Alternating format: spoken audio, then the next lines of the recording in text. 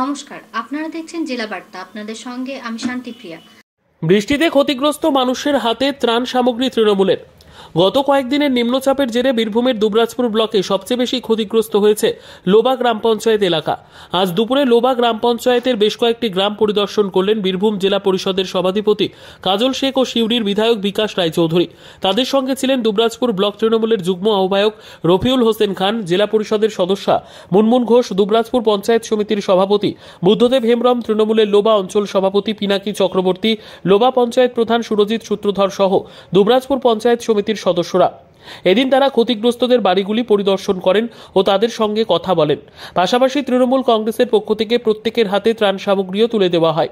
তাছাড়াও দুবরাজপুর ব্লকের যেসব গ্রাম পঞ্চায়েত এলাকা প্রবল বর্ষণে ক্ষতিগ্রস্ত হয়েছে সেই সব গ্রামের মানুষদের হাতে আজ দুপুরে দুবরাজপুর ব্লক তৃণমূলের কার্যালয়ে ত্রাণ তুলে দেন বীরভূম জেলা পরিষদের সভাধিপতি কাজল শেখ।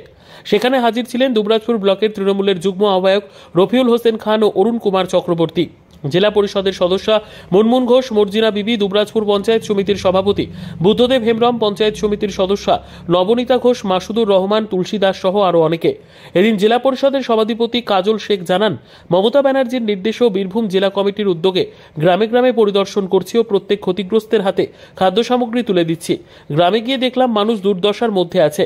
দুবরাজপুর ব্লকে 2000 জনের তালিকা তৈরি হয়েছে, যার মধ্যে 700 জনের হাতে আজকে খাদ্য সামগ্রী তুলে দেওয়া হচ্ছে। জেলায় প্রায় 15,000 মানুষের হাতে খাদ্য সামগ্রী তুলে দেওয়া হচ্ছে তৃণমূল কংগ্রেসের উদ্যোগে। তবে এদিন তিনি জলাধার থেকে জল ছাড়া নিয়ে কেন্দ্রীয় সরকারের সমালোচনা করেন।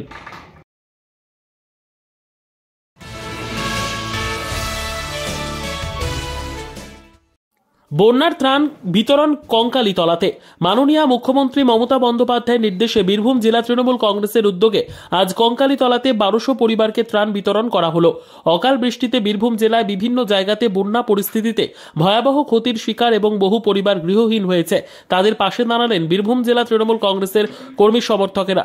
আজকে কঙ্কালীতলায় বীরভূম জেলার সভাপতির কাজল শেখ নিজ হাতে অসহায় দুস্থ পরিবারদের হাতে নিত্য সামগ্রী ও বেবি ফুড বন্যার ত্রাণ তুলে দেন। এছাড়া তিনি জানান, রবিবার কঙ্কালীতলা বন্যায় ক্ষতিগ্রস্ত হচ্ছে। একটু অতিবৃষ্টি হলেই কঙ্কালীতলা ডুবে যায়। তার জন্য কৃষিমন্ত্রী মানস ভূঁইয়া মহাশয় বলেছেন, কঙ্কালীতলার পাশ দিয়ে যে নদী চলে গেছে সেই নদী সংস্কার করতে হবে। নদী সংস্কারের কাজ হলে আর কঙ্কালীতলা জলের তলায় যাবে না। এই অনুষ্ঠানে উপস্থিত ছিলেন বীরভূম জেলার সভাধিপতি কাজল শেখ, নানুরের বিধায়ক বিধানচন্দ্র মাঝি, কঙ্কালী অঞ্চলের তৃণমূল কর্মী সমর্থক বৃন্দ।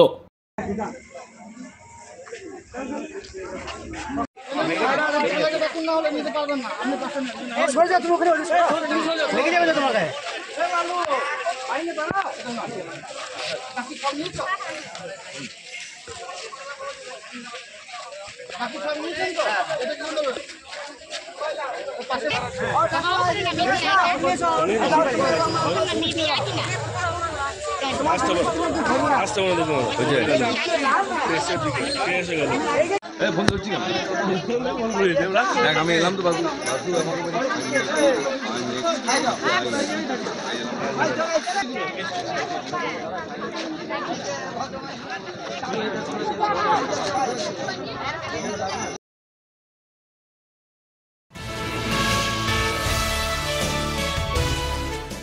বিয়াল্লিশ দিন পর জুনিয়র চিকিৎসকরা কাজে ফিরলেন, তবে আংশিক কর্মবিরতি চলবে। আজ থেকে জরুরি পরিষেবায় যোগ দিলেন জুনিয়র চিকিৎসকরা। পাশাপাশি আন্দোলন চলবে বলে জানিয়েছেন তারা। আরজি করে তরুণী চিকিৎসককে ধর্ষণ খুনের ঘটনার প্রতিবাদে 1.5 মাসেরও বেশি সময় ধরে কর্মবিরতি চালাচ্ছিলেন জুনিয়র চিকিৎসকরা। পাশাপাশি পথে নেমে প্রতিবাদে সামিল হন তারা। 5 দফা দাবিতে স্বাস্থ্য ভবনের সামনে অবস্থানে বসেন তারা। কলকাতা পুলিশ কমিশনার বিনীত গোয়েলের অপসারণের দাবিতে লালবাজার অভিযানও করেন জুনিয়র ডাক্তাররা। শনিবার থেকে আপনারা আংশিক কর্মবিরতি প্রত্যাহার করবেন। আজকে আপনারা কি সমস্ত ডিপার্টমেন্টে যোগদান করেছেন কাজে? হ্যাঁ, সব ডিপার্টমেন্টেই, যেখানে আপনার এসেনশিয়াল সার্ভিসেস যেটা আমরা বলি, এখন এসেনশিয়াল সার্ভিসেস ডেফিনেশনটা ডিপার্টমেন্ট টু ডিপার্টমেন্ট ভ্যারি করে। আমরা এখানে জেনারেল সার্জারিতে এসেনশিয়াল সার্ভিসেসে আমাদের ট্রমা সেন্টার ডিউটি, যেখানে আপনার সব টাইপের এমার্জেন্সিজ আছে, কোনো টাইপের রোড ট্রাফিক অ্যাক্সিডেন্ট হলো বা কোনো টাইপের সার্জিক্যাল এমার্জেন্সি হলো, সেটাতে সবকটা ডাক্তাররা যাদের আজকে ডিউটি আছে আমরা যোগ দিতে শুরু করেছি। নিয়ে নিচ্ছে একটি ছোট্ট বিরতি। ফিরে আসছি বিরতির পর। সঙ্গে থাকুন ভয়ের সঙ্গে নির্ভয়ে। সিউড়িতে অত্যাধুনিক চিকিৎসা পরিষেবা নিয়ে এলো সৃজন পলিক্লিনিক। ওষুধের দোকান সহ অত্যাধুনিক মানের প্যাথোল্যাব, কম্পিউটার তথা অত্যাধুনিক মেশিনে রক্ত, মল, মূত্র ও থাইরয়েড পরীক্ষার সঙ্গে এখানে রয়েছে বিশিষ্ট চিকিৎসকদের বসার চেম্বার। রোগীদের স্বাচ্ছন্দ্যের কথা ভেবে সম্পূর্ণরূপে এসি নিয়ন্ত্রিত সৃজন পলিক্লিনিকে রয়েছে বসার সুবন্দোবস্ত, বিশুদ্ধ পানীয় জল ও টয়লেটের ব্যবস্থা।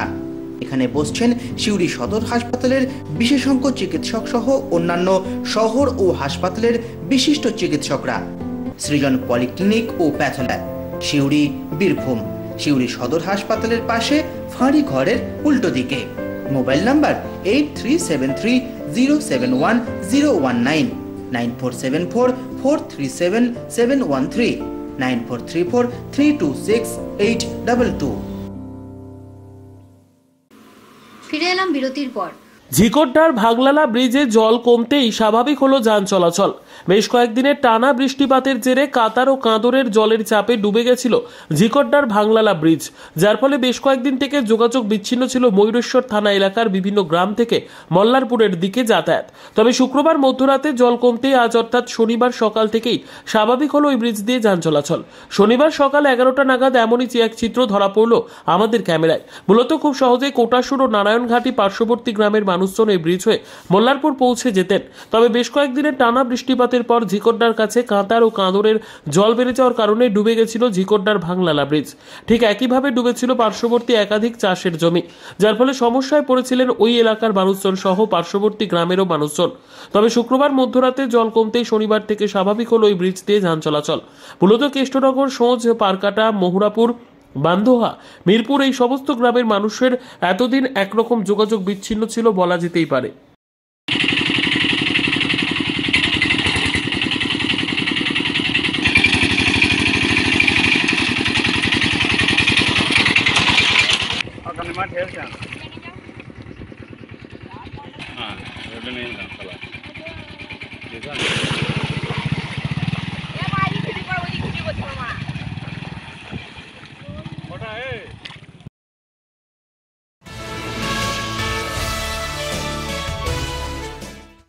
হরিণের শিং সমেত গ্রেপ্তার এক পাচারকারী। ঘটনা ঘটেছে বাগডোগরার পানিঘাটা রোডে। ধৃত ব্যক্তির নাম সুব্রণ বড়াইক।